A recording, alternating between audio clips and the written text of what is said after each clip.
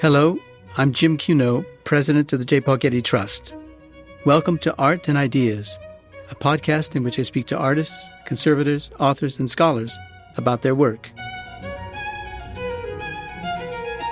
You look at the thinking behind the creation of the building, but then also at the material needs, and you merge the two to really build an in-depth understanding of the building and a path forward to preserving it.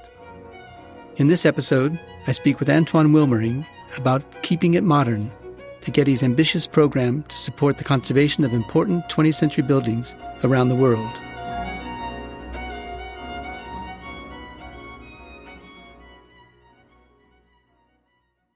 Modern architecture is one of the defining artistic forms of the 20th century. Set free from traditional structural requirements, modern architects and engineers have used experimental materials and novel construction techniques to create innovative forms and new philosophical approaches to architecture. However, these innovations can also create unique structural and material challenges that put these buildings at risk of deterioration or worse. In order to address these challenges head-on, the Getty Foundation created Keeping It Modern, an international grant initiative that has, to date, supported 77 projects that contribute to the advancement of the conservation of modern architecture. To learn more about this ambitious project and its lasting impact, I spoke recently with Ton Wilmering, Senior Program Officer at the Getty Foundation. Thank you, Ton, for speaking with me on this podcast episode. I'm happy to be here, Jim. Now, the Getty Foundation conceived of the grant project Keeping It Modern in cooperation with the Getty Conservation Institute. Tell us what prompted the project. It's actually a big issue. Consider that in the 20th century, most of the buildings that we see today were built during that period. So there was a tremendous societal change. There was urban growth. There were industries emerging, and they all needed buildings. They all needed housing. So there was a tremendous building boom. And many of the buildings that date from the 20s, the 30s, and later now come up for the first major cycle of repair and maintenance and conservation. And that prompted this initiative because with the expansion and the rapid growth, new building materials and new building systems were used that now throw in, if you wish, a monkey wrench into the preservation field. Because how do you preserve these new materials? How do you even work with these new systems that are far, far removed from the tried and true building methods of our grandfathers, our great-grandfathers? So by and large, this is the backdrop for the Keeping It Modern grant initiative. Now, I mentioned that the project was conceived in cooperation with the Getty Conservation Institute. I'm not sure that our listeners understand the difference between the Getty Conservation Institute and the Getty Foundation. Tell us about this and how you're working together on this project. The Getty Conservation Institute and their staff are terrific partners. They have enormous content knowledge.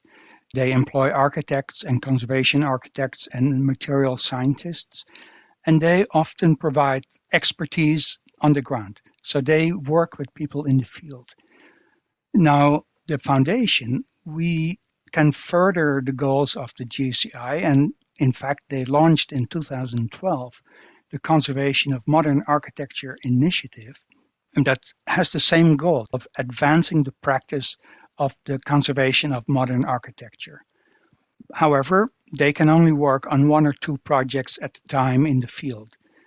Through grant making, we can use our resources to amplify their work by supporting like projects in other parts of the world where there is growth from within the organization and where through consultation with experts, conservation plans can be developed and help advance the practice that way. Now, I gather the project is considerably large in the sense that 77 grants were given out in 40 countries beginning in 2014. How do you manage the grant process as large as this? How do you choose which projects to support? Actually, it's a very complicated process. Even before we launch an initiative, we try to tease out what are some of the issues, what are the problems, what is the field grappling with that is not being looked at. We speak with many specialists in the field.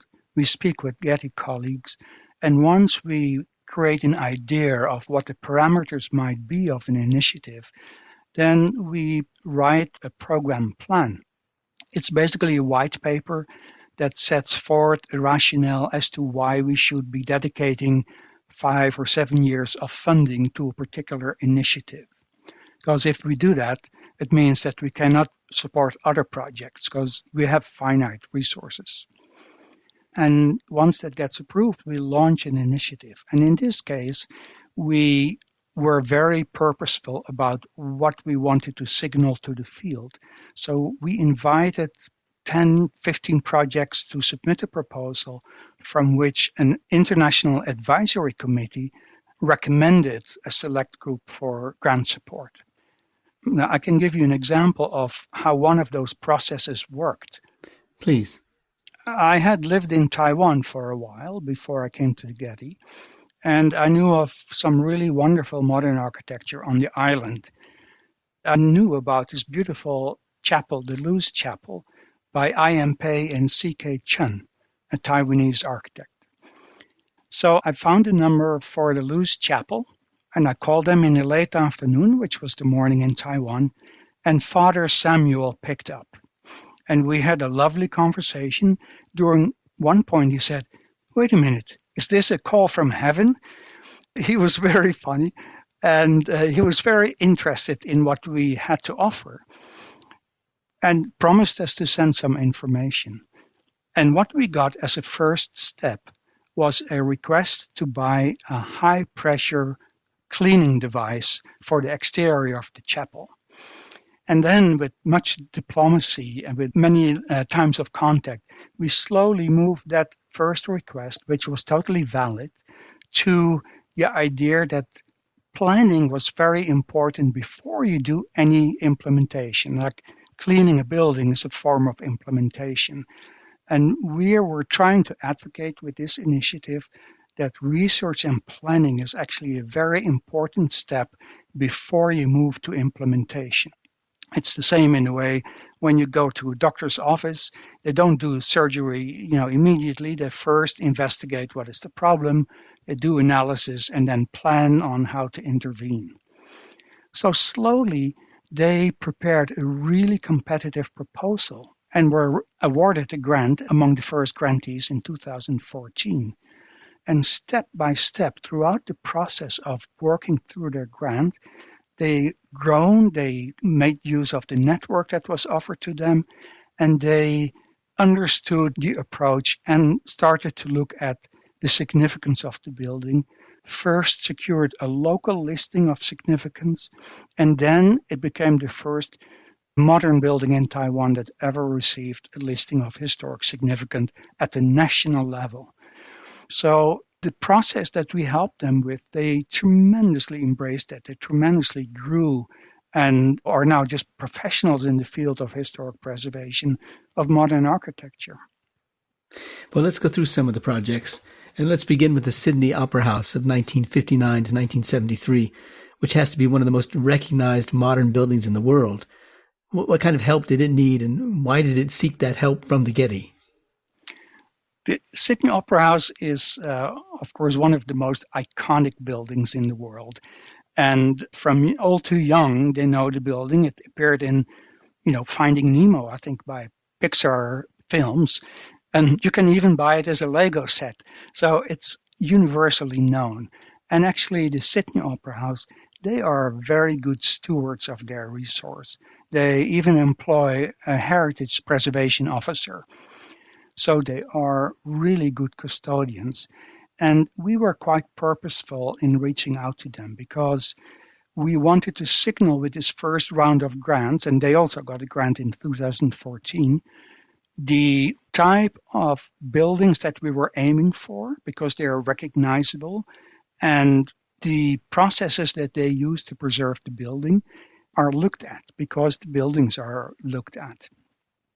They already had a conservation plan in place, so that's not what they needed. And in fact, they are already in the fourth iteration of their conservation management plan because they keep looking at the needs for the preservation of the building. But what they did not have, and what they thought was important, was to develop a strategy for the conservation of the concrete of the building.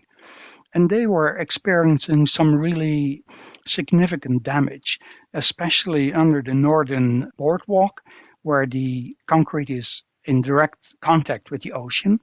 So that's the South Pacific, so it's in direct contact with the water.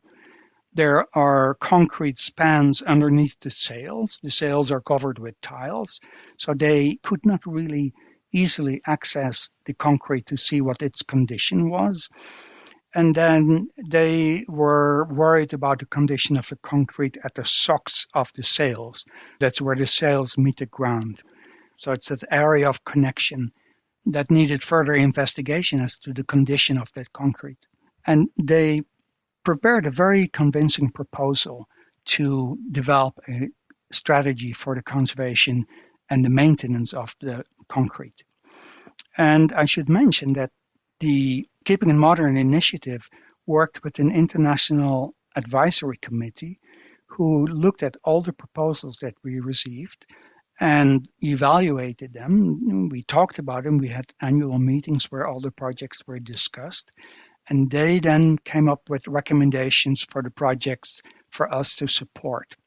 And so they strongly recommended this Sydney Opera House for support because it's such a good example of best practice of conservation in the field. And it's also a good example, actually, of the need that exists in the field for research and planning. Because many of these buildings, they have been functioning well, but they have been benignly neglected. And in order to do the maintenance and develop schedules for maintenance, you have to diagnose the problem and then understand how to intervene and how to, on a regular basis, keep the materials in good shape. And thereby, you also keep the intent of the architect alive. And that is an interesting aspect with modern architecture conservation, is that the buildings are so recent that you can still look at the architect's intent. And it's actually very valuable to consider that intent when you look at the preservation of a building. But that didn't always happen. So the Keeping It Modern initiative helps to instill that practice, that when it's possible, you look at the intent, you look at the architect's office, you look at the thinking behind the creation of the building, but then also at the material needs. And you merge the two to really build an in-depth understanding of the building and a path forward to preserving it.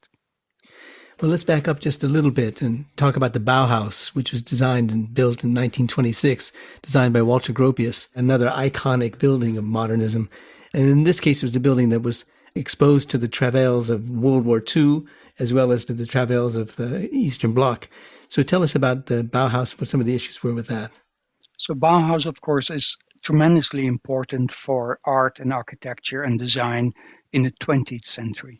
It's a tremendously influential school or movement that advocated the idea of a Gesamtkunstwerk, where the arts, the architecture, colors, design are all integrated into one unit, a building that's not only valued on the exterior, but also on the interior.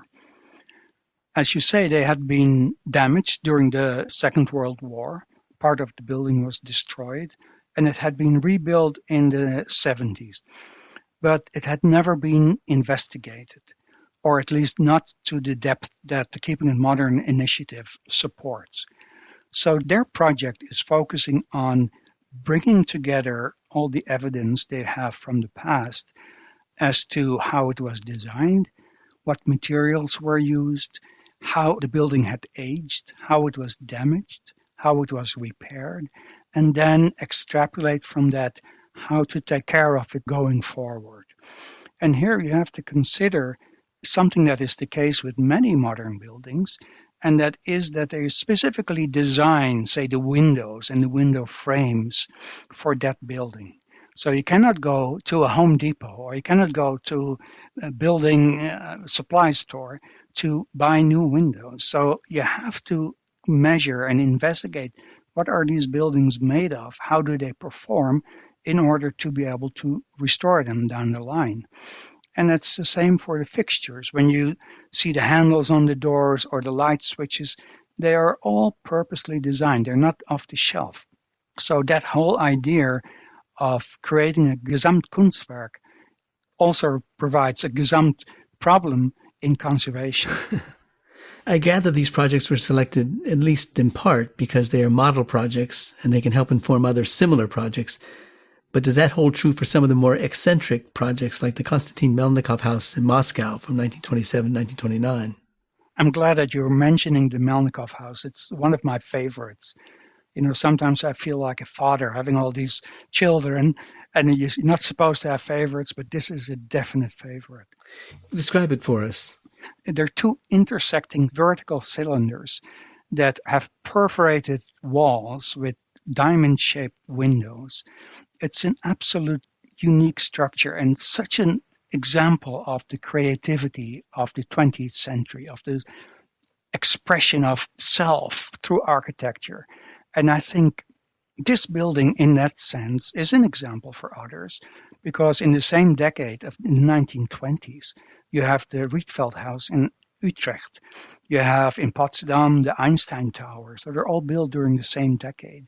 And they're all vastly different in concept and in the use of materials. But they're unique in expressing the creativity behind it. And it's the exterior and the interior spaces that are important. Now, often with these buildings, they no longer function as a residence. Melnikov House was a private residence of the architect himself and later occupied by his son. But now it's part of the State Architecture Museum in Russia. So it becomes a museum. And how do you make that transition? And how do you tell as a museum the story of the building? Well, that story you can tell when you're really fully informed by what the building stands for, how it was designed, how it was built, what colors were used, what the vision of the architect was. And that goes the same for the Rietveld House, where the study of the interior colors and the design is tremendously important in understanding the ideas behind Rietveld's philosophy and the style. It's a Dutch equivalent almost of the Bauhaus. Is that true also for the Corbusier apartment and studio building of 1931-34? Is that also an iconic building that sets the stage for other projects of a similar kind? Indeed, that's the case. The Corbusier apartment and studio in the Molitor building in Paris is where Le Corbusier lived himself.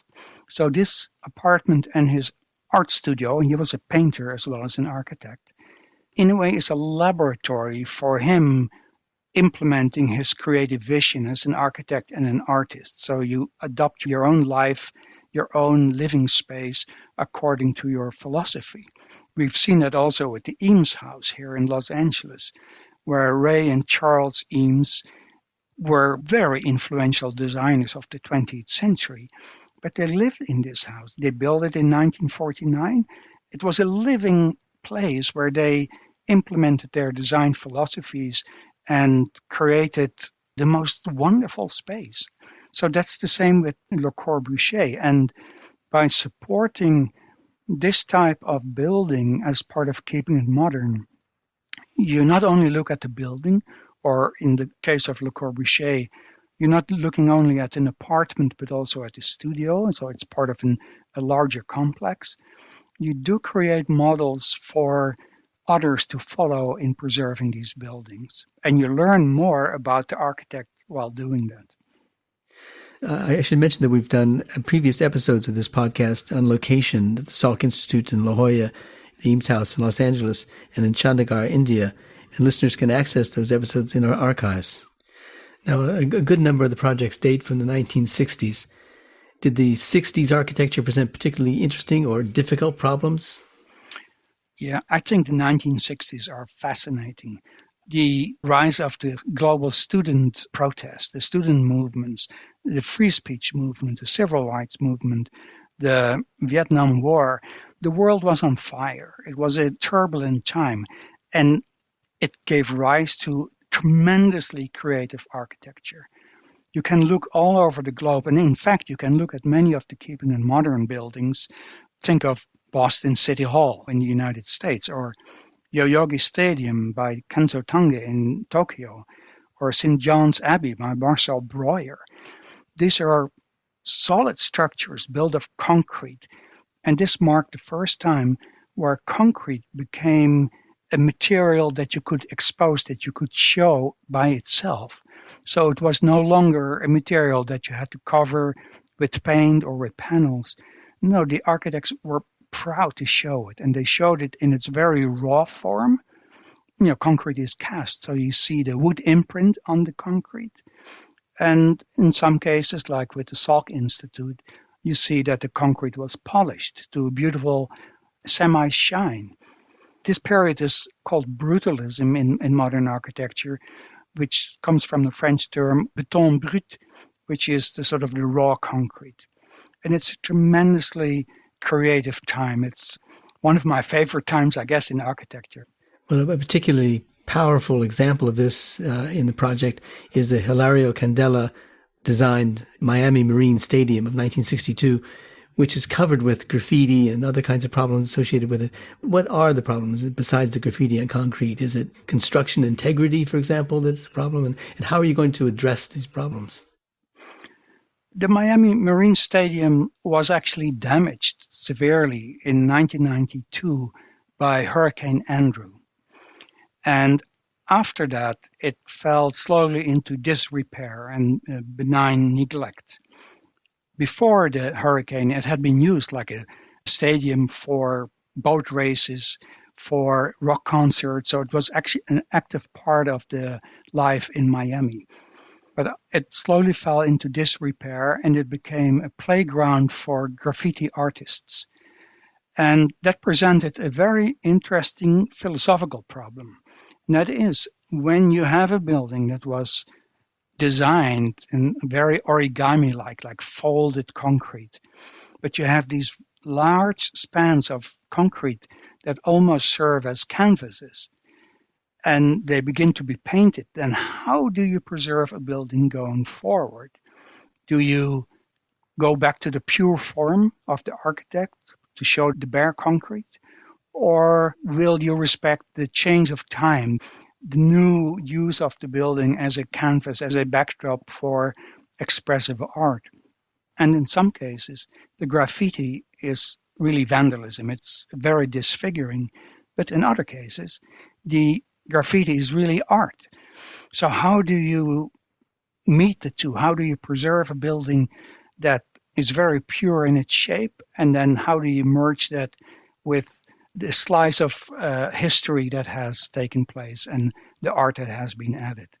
So part of the Keeping It Modern project was to sort this out, to meet with local officials, meet with stakeholders, invite graffiti artists, and talk about how can you look at this building, how can you work with this building going forward and revitalize the area, make sure that the graffiti artists still have an avenue for expressing their creativity, but at the same time also repair and preserve the stadium. Now, you mentioned the effect of the hurricane on the building. To what extent do you take into account in these projects climate change? Climate change is a tremendous threat to society at large, and including for the care of modern architecture. In addition to Hurricane Andrew in 1992, in 2019 there was the cyclone Idai in Mozambique, and we had a project in development there for the Beira train station. So buildings are under threat by severe climate and weather events. Most of the buildings that we're supporting, they're looking more at the sustainability issue. In buildings of the 1950s and the 60s and the 70s, often featured large spans of glass, which at that time were single pane. So the energy efficiency was very low for those buildings. And going forward, with most of the modern architecture that's being preserved today, a big piece of that is to make it more energy efficient and make it more sustainable. So windows are slightly changed from thinner single pane glass windows to larger double or sometimes triple pane glass windows. And sometimes you have to allow for minor changes in the profile of the window frame to allow for that. And some of the changes to buildings, and I find it personally very fascinating, is how do you adapt a building to the needs of today? A good example there is the Rietveld Academy in Amsterdam, which is by the Dutch furniture designer and architect Gerrit Rietveld, also of the 1960s. It's built with a large glass facade, and the purpose of that was to let ample light into the art studios for the sculptors, for the graphic artists, for the painters, and that functioned very well for many years. But artists are changing, the field is changing. There's much more use of digital art today. So artists work on computer screens. And guess what? Those large windows cause a lot of glare on the computer screens. So now they have to look at how can they not only make a building sustainable and energy efficient, but also how can they manage the light so that students in both the digital realm and in traditional arts can work there and work there effectively. What about Eero Saarinen's Gateway Arch in St. Louis, which is from 1959, 1965? It doesn't seem to have obvious significant problems, but I'm sure there are some. What were those problems, and how did they model environmental or structural issues for other similar structures? The Gateway Arch is quite unique among the Keeping It Modern projects. It's not a building per se, it's a monument, but it had a very interesting problem, which the advisory committee thought was translatable and transferable to other pieces of modern architecture around the globe. And that is that the outside skin of the monument is created with stainless steel. And that's brushed in a certain way so that you get a nice sort of glare or soft glance when you see it close by and you see it from far away. But very close by, visitors to the site or other people added graffiti. They inscribed, they scratched the surface, they put their hands on it, which caused discoloration. You see emerging weathering patterns on the surface higher up. So they looked at the Gateway Arch as a precious entity of stainless steel, and how can you create protocols and systems to clean the stainless steel, and also how can you remove or mitigate or lessen the impact of scratch graffiti from stainless steel in order to preserve it.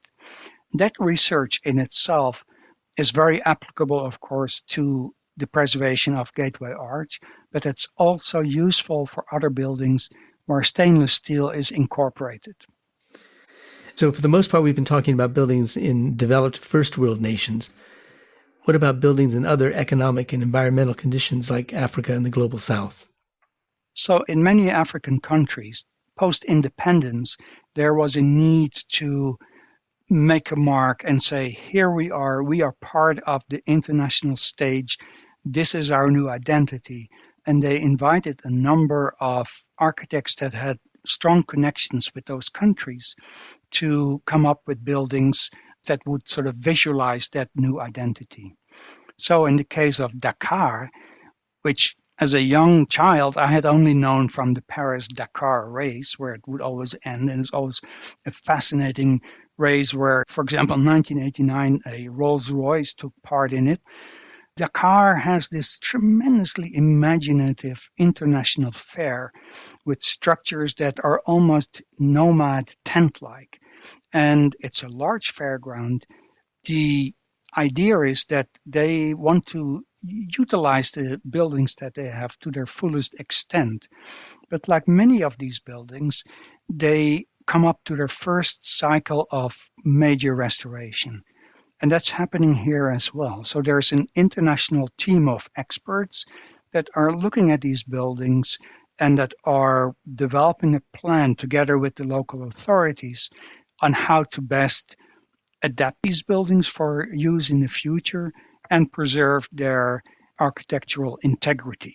And the project lead recently met with the two architects who are still alive, Jean-François Lamoureux and Jean-Louis Marin. And that's really fascinating because those oral histories are so important to capture the architect's vision while you prepare the building or while you prepare a site for preservation. And we are fortunate as part of Keeping It Modern to have a few of these projects where architects can still be consulted. It's tremendously important and makes the projects in many ways so much richer. What about the University of Ife in Nigeria, which dates from 62 to 76, I gather? Yeah, the campus of the University of Ife is very well known in Africa. It's one of the bright spots of modernism by an Israeli architect, Ariel Sharon, who worked in Nigeria for many years, actually between 62 and 1980, the time of his passing. He developed a master plan for the university and began building the core, building it out. He was himself trained in the Bauhaus building, so he was a student of Gropius and others. And he merged very beautifully an African narrative, a sub-Saharan narrative with modernism, and created a campus that has many areas with beautiful little treasures of architecture. So here too, many of the buildings come up for their first major repair. And the custodians, the owners of the campus, they really wanted to know first, what do we have to begin with? What is important here? What do we need to preserve?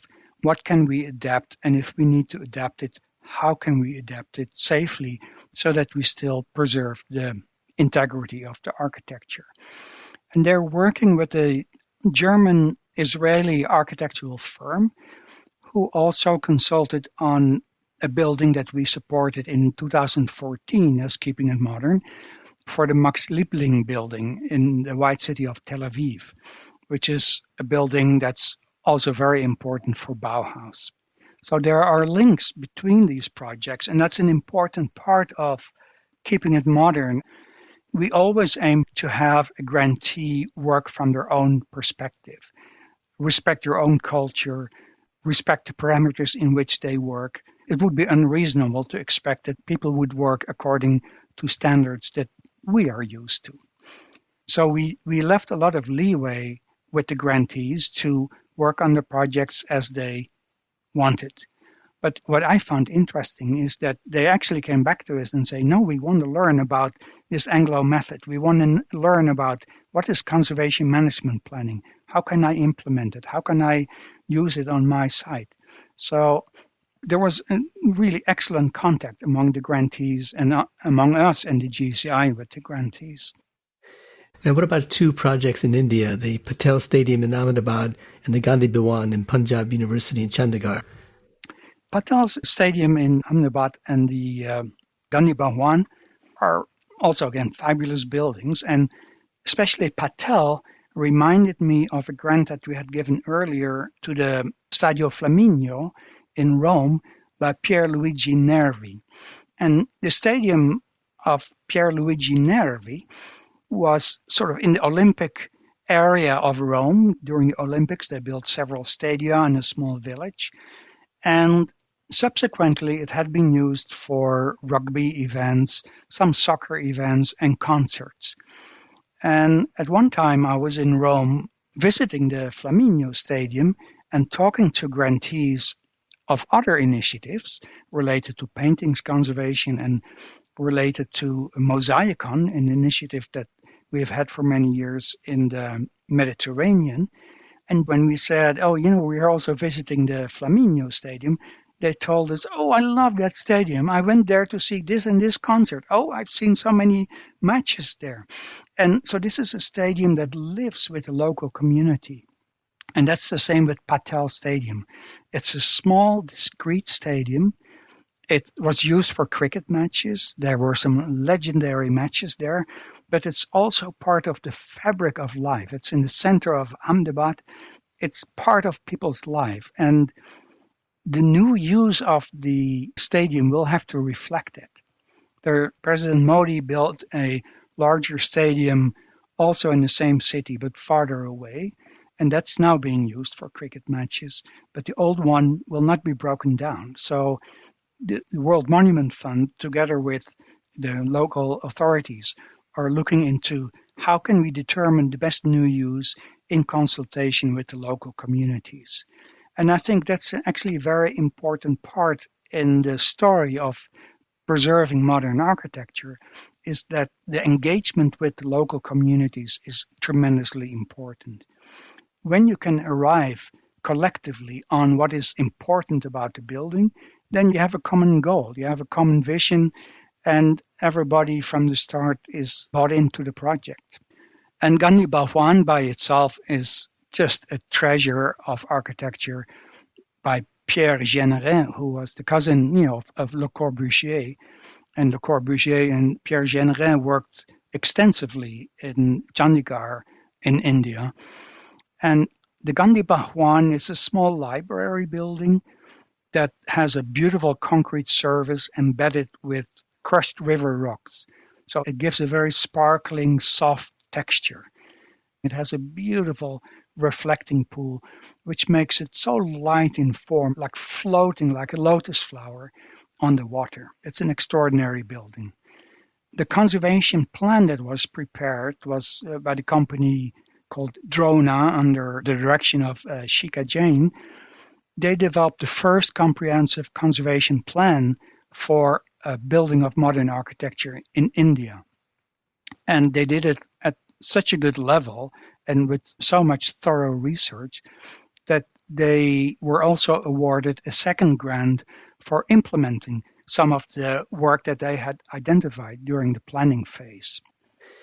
So what's next for keeping it modern? Does the Getty stay in touch with all or even some of the 77 grantees of the project? So many Keeping It Modern projects are still in progress. And in fact, we awarded our last grants in 2020. And some of these have already started, like in Santiago de Chile. There's this gorgeous Benedictine monastery that was built by two of the monks. It's an exquisite piece of modern architecture. And so they were able to start, but others, like at the University of Ife, they are a little bit slower to start because of the pandemic. So we will continue to stay in touch with these projects, and we will continue to gauge the collective impact of the initiative. What we won't be able to do at the international level is to continue to support buildings, because we have allocated quite a bit of funding to this initiative, more than $12 million. But when we do that, it means that we cannot support other projects in the field, and the needs are tremendous. So we try to be strategic that once we see the field changing, once we see that the field is picking up some of the ideas themselves and they're running with it, that's an indication for us that we can step back a little bit. And that's what we have done. You mentioned the pandemic. What effect does COVID have on the project? There has not been a change in any of the projects, but there have been delays. And I think we will remember this time of the pandemic as a period when time stood still. On many levels, things are slowing down, but it's not changing. Well, thank you, Ton, for speaking with me this morning. This is an extraordinary project, and we're grateful for the time you've given to the project as well as to the podcast. You're very welcome, Jim. It's always a pleasure to talk about modern architecture. I've learned a lot myself in this initiative, and I think in any profession that's just wonderful.